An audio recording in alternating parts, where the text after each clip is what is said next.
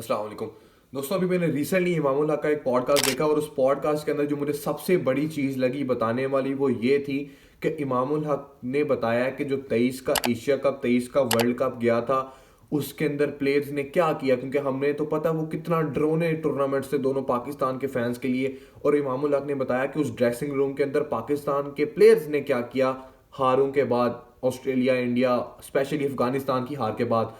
तो सबसे पहले बात करते हैं जी अफगानिस्तान की हार के बाद। तो इमामुल हक ने कहा कि वो वाली हार को कोई एक्सेप्ट ही नहीं कर पा रहा था, क्योंकि पाकिस्तान की जो टीम थी नंबर वन थी, बैटर्स नंबर वन पे थे। इसके अलावा वो ये कह रहे थे कि हमने परफॉर्मेंस इतनी अच्छी दी हुई थी और फैंस का बनता है तनकीद करना। और उन्होंने ये भी बात की कि हम लोग इस चीज के लिए पैसे लेते हैं और वो पैसे हमारे, अगर हम नहीं परफॉर्म करेंगे तो फिर कोई फायदा नहीं और उसकी जगह कोई दूसरा आ जाएगा तो वो डिजर्व करता आना अगर हम परफॉर्म नहीं करेंगे। इमामुल्लाह की बात ये बहुत अच्छी थी कि उन्होंने ये वाली चीज को भी थोड़ा सा हाईलाइट किया। इसके अलावा उन्होंने कहा जब हम अफगानिस्तान से हारे, मतलब कि पहले दफा जब बैटिंग कर रहे थे तो वो 250 300 तक का ही टारगेट लग रहा था और पाकिस्तान ने 292 का टारगेट दिया था मरमुरा कर भी। लेकिन इमामुल्लाह का कहना है कि जब दूसरी इनिंग के अंदर वो आए थे तो बिल्कुल ही विकेट फ्लैट हो गई थी और यहां पर हम लोग बेबस हो गए थे। 152 के अंदर किसी की फॉर्म नहीं थी। उनका कहना कि नसीम शाह का इंजर्ड हो जाना, जो पेस अटैक इतना अच्छा था। उन्होंने भी कहा कि इंडिया वाला जो मैच था एशिया कप के अंदर, वहां से सारा कुछ ही बदल गया और इसमें कोई शक ही नहीं, वो मैच ने पाकिस्तान की तकदीर को ही गंदी तरीके से बदल कर रख दिया। और उसके बाद पाकिस्तान ने बुरी से बुरी क्रिकेट खेलकर दिखाई उस वर्ल्ड कप के अंदर। मतलब 5 मैचेस आप हार गए, ठीक है, और वो आप जो जीते थे वो आप तकरीबन छोटी छोटी टीम से जीत गए थे और एक न्यूजीलैंड वाला एक बड़ा मैच था, ठीक है, यहां से आप जीत गए थे।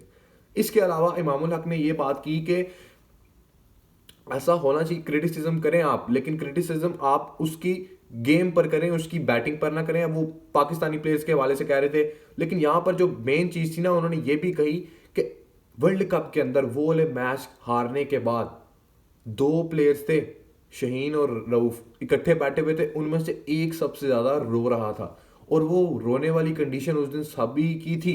एक अफगानिस्तान वाला मैच और एक साउथ अफ्रीका वाला मैच। इस मैच ने, इन मैचेस ने पाकिस्तान के फैंस, पाकिस्तान की आवाम को हॉन्ट किया था पूरे अंदर से। और वो मुझे लगता है कि जो प्लेयर रो रहा था ना उस दिन, वो हारिस रऊफ हो सकता है, क्योंकि हारिस काफी ज्यादा रन्स खा रहा था और हारिस की शक्ल से लग रहा था कि वो क्या कर रहा है, उसको भी नहीं समझ आ रही थी। और वो काफी ज्यादा डेडिकेट है टीम के लिए, ऐसा नहीं कि वो फजूल में रन्स कर रहा था, उसको समझ वैसे ही नहीं आ रही थी, उसका एक्सपीरियंस नहीं था यार लंबे ओवर करवाने का।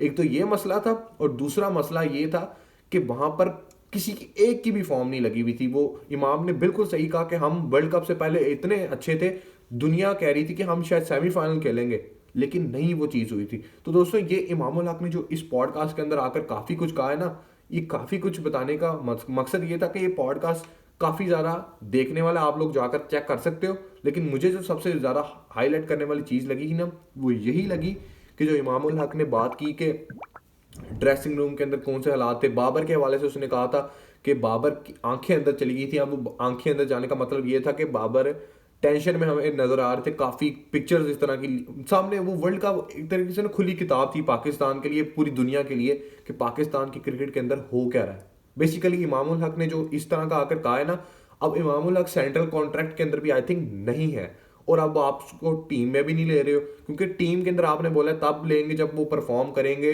डोमेस्टिक के अंदर। तो कायद आजम ट्रॉफी के अंदर उसने परफॉर्म किया है ना, टॉप स्कोरर है, आपने उसको टेस्ट स्क्वाड के अंदर नहीं लिया, ये तो आपकी गलती, ठीक है। और ये वैसे भी पॉडकास्ट ऑस्ट्रेलिया सीरीज से पहले का है, उसको उसके अंदर उम्मीद थी कि ऑस्ट्रेलिया के अंदर वो होगा, लेकिन ऑस्ट्रेलिया के अंदर वो नहीं था ओडीआई के अंदर।